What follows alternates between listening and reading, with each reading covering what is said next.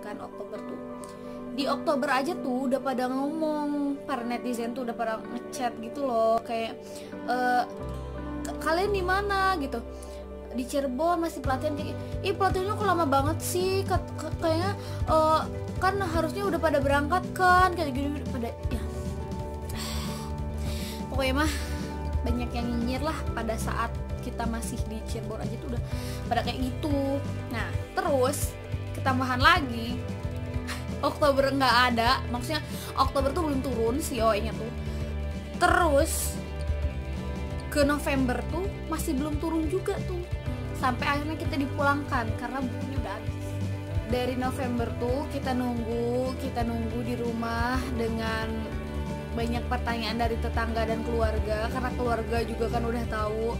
Terus ternyata keluarga itu cerita sama tetangga, jadi pokoknya mah gitulah. Jadi pada nanyain gitu, katanya mau ke Jepang, kok di rumah aja, kata gitu-gitu. Pokoknya mah menyayat hati lah. Pokoknya mah udah makin kita emang lagi nunggu ya. Terus sama orang-orang yang di sekeliling kita tuh bukannya didukung gitu, tapi tuh malah digituin gitu loh. Nggak cuman sama tetangga doang, tapi sama teman-teman juga bilang kayak gitu. Banyak gak cuma satu orang. Jadi tuh ada yang tiba-tiba ngechat gitu loh, kayak atau apa sih parah dia videonya aku. Terus kayak ada yang ngechat tiba-tiba terus bilang lu katanya kok mau ke Jepang, kok nggak berangkat kayak gitu. Kena tipu lu, kata gini. Terus banyak deh yang jahat banget omongannya, parah banget. Kita aja tuh ya bukan artis tapi hatersnya banyak banget, apalagi jadi artis ya guys. Pokoknya mah dari penantian ke Jepang ini tuh banyak banget mulut sampah yang terdengar di telinga gitu deh pokoknya.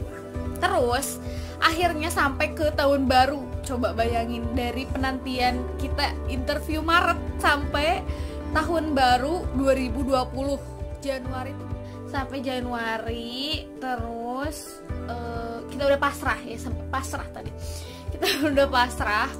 Di grup juga udah pada lemes banget orang-orang yang ber-13 itu, yang ber-12 itu udah kayak ya udahlah gitu.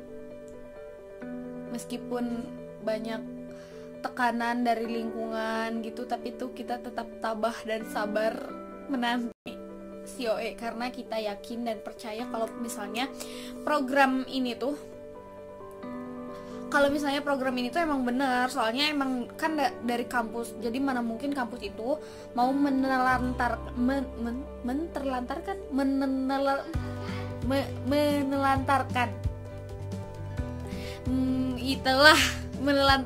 mahasiswanya gitu. Jadi kita tetap berdoa, waktu itu tuh kita berdoa terus menanti tiap hari dengan kegabutan.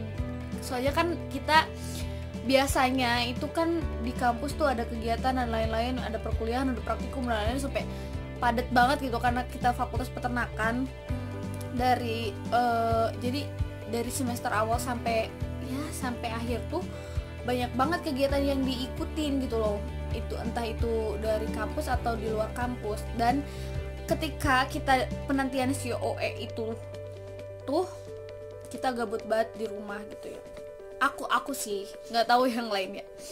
Aku tuh gabut banget di rumah tuh sampai udahlah bosen di rumah baik gitu. Kayak akhirnya dari mengisi kekosongan itu tuh aku tuh sempat main-main di komunitas tuh, di komunitas Maja Baca di deket rumah aku gitu. Terus selain itu aku juga ngisi-ngisi konten di Instagramnya Musik Everyday Majalengka. Terus ngisi-ngisi di kafe, nyanyi di kafe gitu karena untuk mengisi kegabutan aku. Dan akhirnya itu di bulan Februari, udah Februari aja tuh. Dan itu di grup tuh ada yang ngirim gambar. Ternyata gambarnya tuh scanan COE-nya.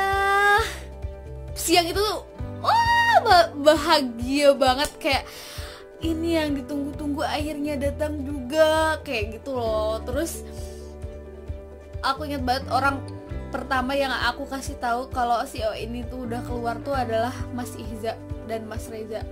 Itu pokoknya mah momen itu tuh aku ingat banget gitu loh. Pas buka grup langsung akhirnya ya Allah kayak gitu.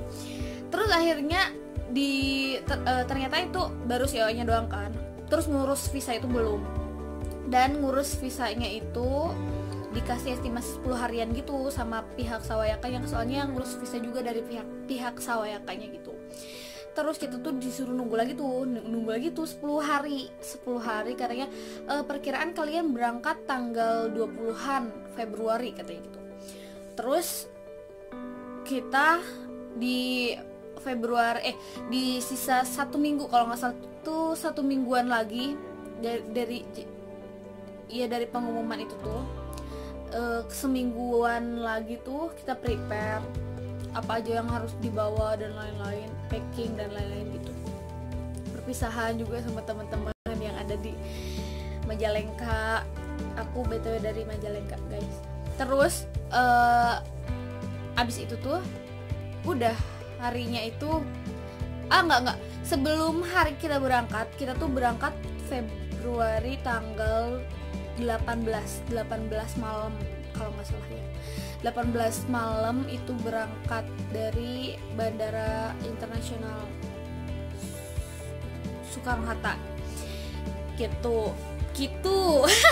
Terus abis itu udah tuh kita berangkat dari Suta itu transit di Tokyo. Abis dari Tokyo kita kan di Hokkaido itu tuh naik pesawat lagi 2 jam. Oh ya, dari Jakarta ke Tokyo tuh 8 jam kalau nggak salah. 8 jam ya Wak? Dari Jakarta ke Tokyo ya 8 jam. Dari Jakarta ke Tokyo tuh 8 jam. Terus dari Tokyo ke Hokkaido nya itu 2 jam. Jadi ya gitu. Terus sampai sini dijemput sama orang dari perusahaan yang kita magang, peternakan yang kita sekarang magang loh. Jadi dijemput sama orang dari J-Farm. Aku di sini di J-Farm Shimazaki. Terus udah dijemput, kita ngurus dokumen dan lain-lain. Terus udah sampai di rumah, dikasih kayak satu rumah untuk berdua, aku sama El, karena di sini tempatnya berdua, aku sama El, jadi di satu rumah ini berdua gitu. Terus udah ceritanya sampai situ. Jadi kalau misalnya ada yang nanya lagi gimana sih mau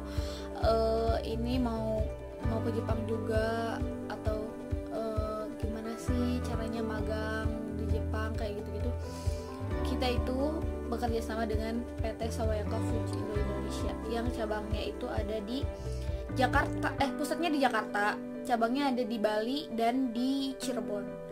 Juga kalau misalnya PT Sawayaka Fuji Indo itu beberapa bulan terakhir itu sering ngerekrut lulusan SMK Pariwisata SMA itu untuk kerja di Jepang juga, untuk kerja. Tapi kalau itu mah untuk kerja ya, untuk kerja di hotel dengan kontrak 3 tahun kalau nggak salah. Nah, lagi banyak yang kayak gitu, perekrutan kayak gitu, soalnya nggak tahu apa. Terus kalau misalnya kalau misalnya tertarik juga, mungkin kalian bisa menghubungi Sawayaka mungkin untuk bekerja sama dengan kampus kalian atau gimana gitu. Terus kalau ada yang tanya apalagi ya tadi, ya gitu deh, caranya ke Jepang, terus prosesnya kayak gitu. Dan dan yang nunggu CEO itu tergantung dari lamanya, menunggu CEO itu tergantung dari situasi dan kondisi jadi keberuntungan aja itu merenya, keberuntungan orang, karena ada yang cepet, ada yang lama gitu, ada yang ditolak juga izin tinggalnya itu, karena kita mah sesuai dengan syarat-syarat yang ada. Jadi mungkin ya nggak ditolak juga, tapi prosesnya lama karena mungkin ada beberapa dokumen yang belum lengkap kayak gitu. Jadi kalau misalnya ada yang mau ke Jepang dan ternyata si OE-nya nggak turun-turun, itu sabar aja menunggu. Jadi jangan dengerin kata orang atau kayak gimana, tetap optimis aja. Pada kelamaan videonya aku tutup. Terima kasih buat yang udah nonton. Jangan lupa nggak usah di subscribe, gak apa-apa, aku mah ada apa tuh. Ini mah cuman buat sharing aja dan tip file gitu. Dadah, assalamualaikum.